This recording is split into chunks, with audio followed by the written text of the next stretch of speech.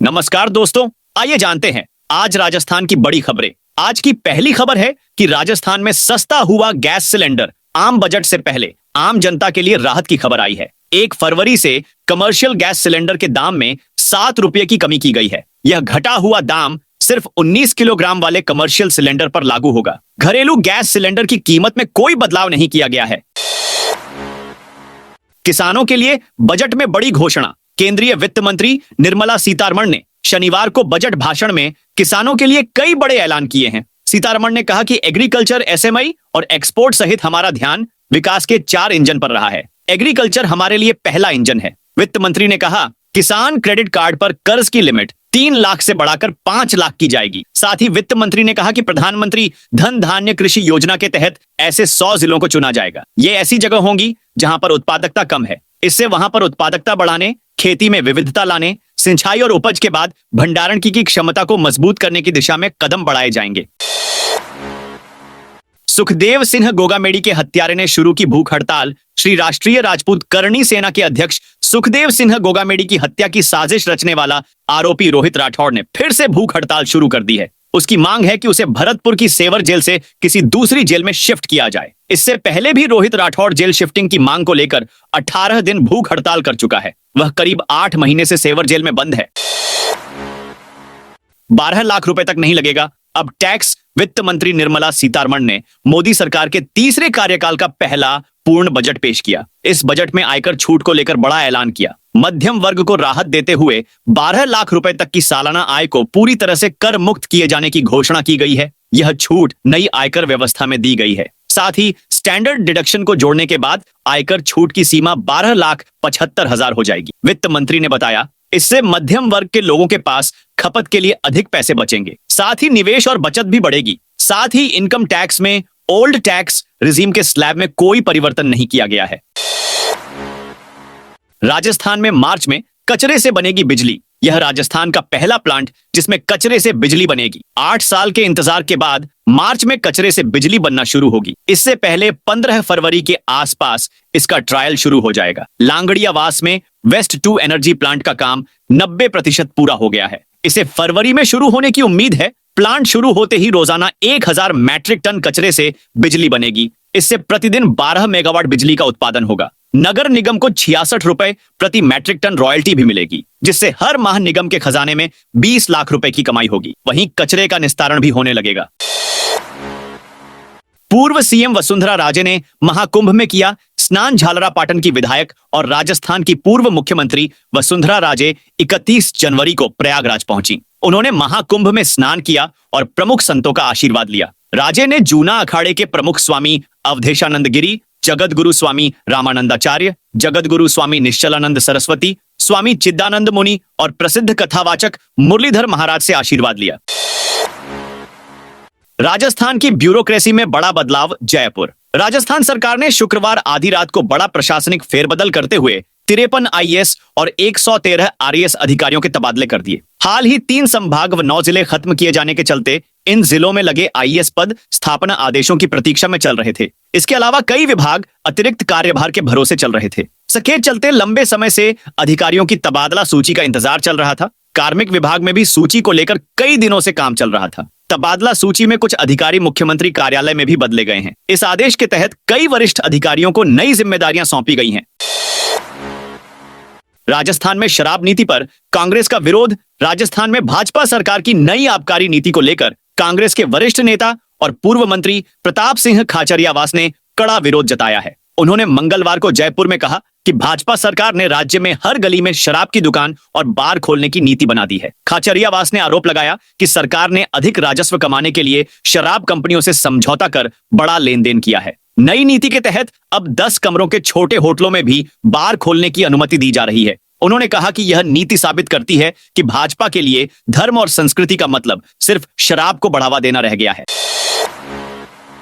डोटासरा का सरकार पर बड़ा हमला। बोले कांग्रेस ने एक बार फिर राज्य सरकार पर तीखा हमला बोला है। प्रदेश कांग्रेस कमेटी पीसीसी के अध्यक्ष गोविंद सिंह डोटासरा और नेता प्रतिपक्ष टीकाराम जूली ने भाजपा सरकार को कटघरे में खड़ा करते हुए कहा कि यह सरकार बड़े निर्णय लेने में पूरी तरह विफल रही है और जनता को राहत देने के बजाय केवल प्रचार में व्यस्त है। डोटासरा ने उदयपुर के डब्बोक स्थित महाराणा प्रताप एयरपोर्ट पर मीडिया से बातचीत के दौरान कहा कि राज्य सरकार परीक्षाएं सुरक्षित रूप से आयोजित नहीं करवा पा रही है, जिससे युवाओं का भविष्य अंधकारमय हो रहा है। उन्होंने सरकार पर कटाक्ष करते हुए कहा, यह सरकार ही लीक हो गई है, यह बड़े पर्चे तो करवा ही नहीं सकती, छोटे छोटे पर्चे भी लीक हो रहे हैं। डबल इंजन सरकार के इंजन उल्टे जुड़ गए हैं।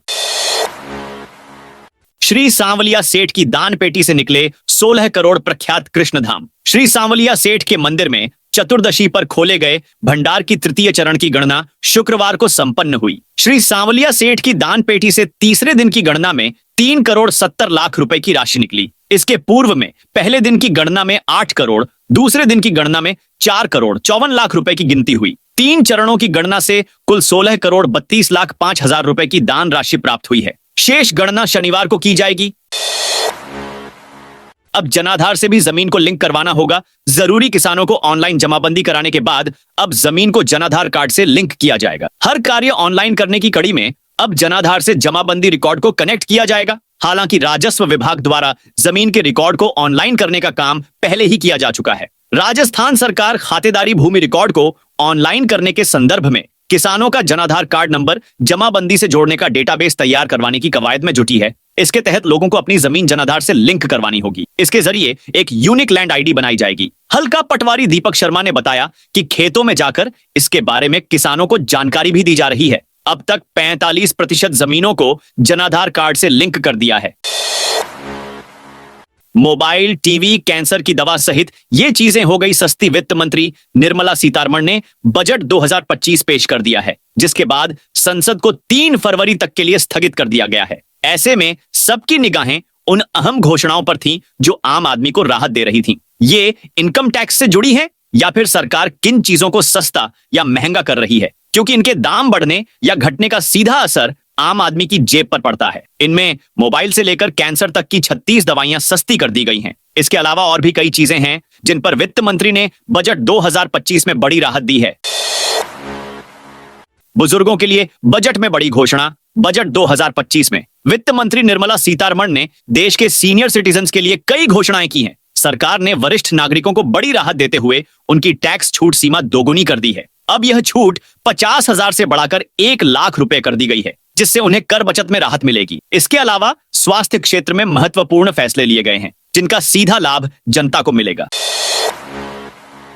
राजस्थान में बदलेगा मौसम, बारिश होगी। दिन में तेज धूप होने के बावजूद राजस्थान के कई इलाके अब भी घने कोहरे की मार झेल रहे हैं। अलवर, करौली, नीमराना, कोटपुतली बहरोड, सूरतगढ़, श्रीगंगानगर सहित तमाम इलाकों में शनिवार सुबह भी घना कोहरा रहा। विजिबिलिटी 50 मीटर से भी कम रह गई। उधर राजस्थान में इस सीजन दिसंबर जनवरी में औसत सर्दी रही। अब फरवरी में ठंडक कम रहने का अनुमान है। मौसम विभाग ने फरवरी में राजस्थान के अधिकांश हिस्से में तापमान औसत से ऊपर दर्ज होने की संभावना जताई है। इस महीने बारिश, पश्चिमी विक्षोभ भी कम होने का अनुमान है। 3 फरवरी से एक पश्चिमी विक्षोभ वेस्टर्न डिस्टर्बेंस एक्टिव होने की संभावना है। इसके प्रभाव से राजस्थान के उत्तर पूर्वी भरतपुर, जयपुर और बीकानेर संभाग के जिलों में कहीं कहीं बादल छाने के साथ हल्की बारिश हो सकती है। मौसम विज्ञान केंद्र जयपुर ने 2 फरवरी तक प्रदेश में मौसम साफ रहने की संभावना जताई है। इस दौरान शहरों के तापमान में 1 से 2 डिग्री सेल्सियस तक की गिरावट हो सकती है। अधिकतम तापमान गिरने से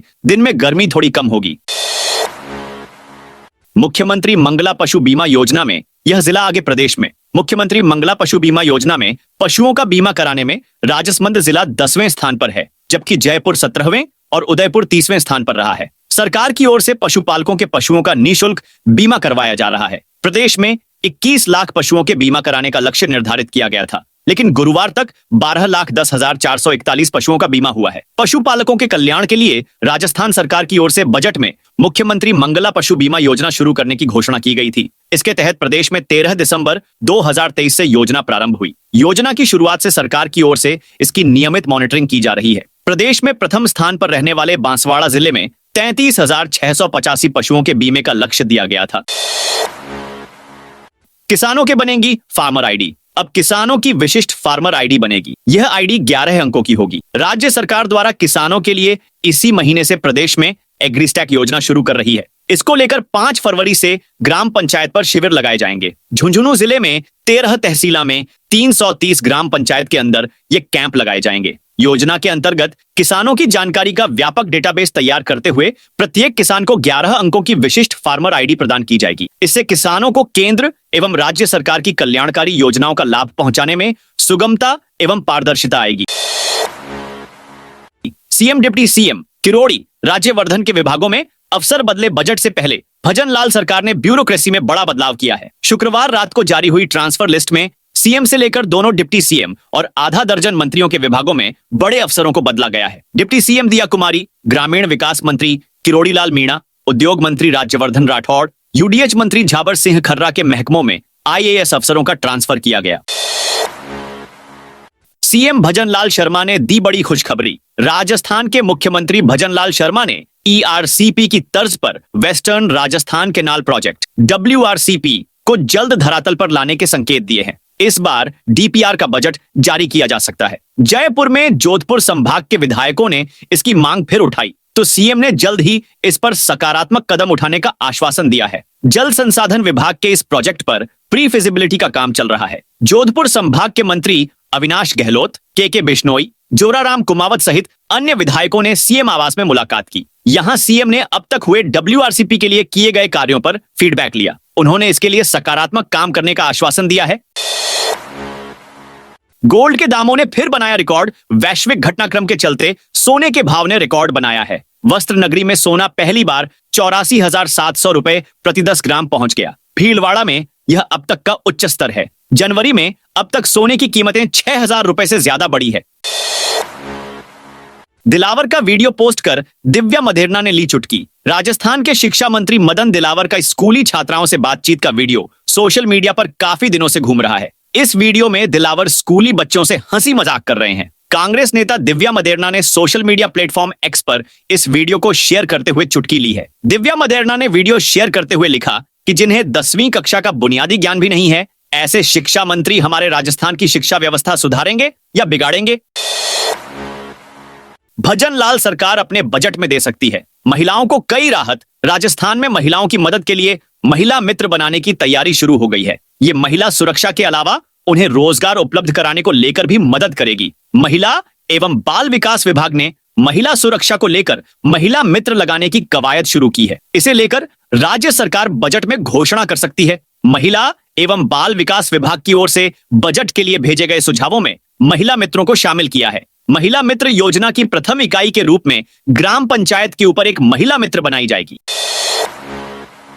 राजस्थान में बनेगा ऑक्सीजन जोन। पाली में 30 बीघा जमीन पर ऑक्सीजन जोन बनेगा। इसमें करीब 100 तरह की प्रजाति के 1 लाख पौधे महज 2-2 फीट की दूरी पर लगाए जाएंगे। 3 साल में यह घना जंगल विकसित हो जाएगा। प्रशासन को इन प्रयासों से उम्मीद है कि इस जंगल से आसपास के क्षेत्र में करीब 10 डिग्री सेल्सियस तक तापमान में कमी आएगी और लोगों को भरपूर ऑक्सीजन मिल सकेगी। जिला प्रशासन से सहमति के बाद गोचर भूमि पर एनजीओ फॉरेस्ट क्रिएटर्स की देखरेख में इस पूरे प्रोजेक्ट को तैयार किया जा रहा है, जिसे ऑक्सीजन जोन नाम दिया है। पूरे प्रोजेक्ट पर करीब 4 करोड़ रुपए खर्च होंगे। प्रोजेक्ट की शुरुआत 2 फरवरी को सिक्किम के राज्यपाल ओम माथुर करेंगे। महाकुंभ से लौट रहे कोटा के हेड कांस्टेबल की मौत। महाकुंभ से लौट रहे कोटा के हेड कांस्टेबल की बीच रास्ते में मौत हो गई। बीपी बढ़ने से, दिमाग की नस फटने से उन्हें ब्रेन हेमरेज हो गया। कोटा के एमबीएस हॉस्पिटल में पोस्टमार्टम करवाया जा रहा है। 29 जनवरी को महाकुंभ से लौट रहे थे। ट्रेन के कटनी पहुंचने से 40 किलोमीटर पहले उनकी तबीयत बिगड़ गई। बीपी की शिकायत होने पर परिजनों ने उन्हें संभाला। रात को जैसे ही कोटा पहुंचे, उन्हें निजी हॉस्पिटल लेकर गए। डॉक्टर ने चेक करके बीपी की वजह से दिमाग की नस फटना बताया। हाथ से लिखकर आरयूएचएस नर्सिंग परीक्षा का पेपर लीक हुआ। जयपुर कमिश्नरेट की साइबर थाना पुलिस ने राजस्थान स्वास्थ्य विज्ञान विश्वविद्यालय आरयूएचएस नर्सिंग सेमेस्टर इंटरनल परीक्षा का पेपर लीक करने और उसे छात्रों तक सप्लाई करने वाले 2 बदमाशों को गिरफ्तार किया है। इसमें एक आरयूएचएस परीक्षा अनुभाग के सहायक रजिस्ट्रार का पीए और दूसरा नर्सिंग कॉलेज का कंप्यूटर ऑपरेटर शामिल है। साइबर थाना पुलिस इस परीक्षा में शामिल हुए 35 छात्रों को राउंड अप कर पूछताछ कर रही है। पुलिस को जानकारी मिली है कि आरोपियों ने 30 से 35 लोगों को पेपर बेचा था। बालोतरा के पचपदरा रिफाइनरी में बवाल। बालोतरा की पचपदरा रिफाइनरी कॉलोनी में मजदूर की मौत के बाद बवाल हो गया। लोगों ने रिफाइनरी कार्यालय में जमकर तोड़फोड़ की। बाहर खड़ी गाड़ियों को भी नहीं बख्शा। दर्जनों गाड़ियों को क्षतिग्रस्त कर दिया। मामला शांत कराने पहुंची पुलिस पर भी पथराव किया। फिलहाल हालात को कंट्रोल करने का प्रयास किया जा रहा है। भारी संख्या में पुलिस बल तैनात किया गया है। आंगनबाड़ी सुपरवाइजर ने की नई शुरुआत। महिला एवं बाल विकास विभाग टोंक के सेक्टर 2 की सुपरवाइजर शगुफ्ता खान ने जिला मुख्यालय के धन्नातला स्थित एक आवास पर आंगनबाड़ी केंद्र पर पढ़ने वाले बच्चों के लिए एक नई शुरुआत की है। उन्होंने जन सहयोग से रुपये एकत्रित कर आंगनबाड़ी केंद्र पर पढ़ने वाले बच्चों को ड्रेस के साथ साथ जूते, मोजे और शिक्षण सामग्री, किताबें आदि का निःशुल्क वितरण किया है। उदयपुर आने जाने वाली 100 बसें ऐप से गायब। राजस्थान पथ परिवहन निगम रोडवेज की उदयपुर डिपो से चलने वाली 300 बसों में से 100 बसें ऑनलाइन ऐप और वेबसाइट से गायब हो गई हैं। ऐसे में अब किसी यात्री का लंबी दूरी पर जाने के लिए कंफर्म टिकट बुक कराना है तो उसे डिपाए पर आकर ही टिकट बुकिंग करवानी पड़ रही है। दरअसल रोडवेज ओर से यात्रियां काय बसाएं में कंफर्म सीट बुक कराने के लिए ऑनलाइन टिकट बुकिंग की सुविधा दी जा रही है। इसके लिए निगम ने RSRTC ऐप बना रखा है, लेकिन इस ऐप पर उदयपुर से संचालित हाईने वाली बसाएं की जानकारी नहीं मिल रही है। तो दोस्तों, ये थी आज राजस्थान की बड़ी खबरें। आप इस वीडियो को कौन से जिले से देख रहे हैं, उस जिले का नाम कमेंट में जरूर बताइए।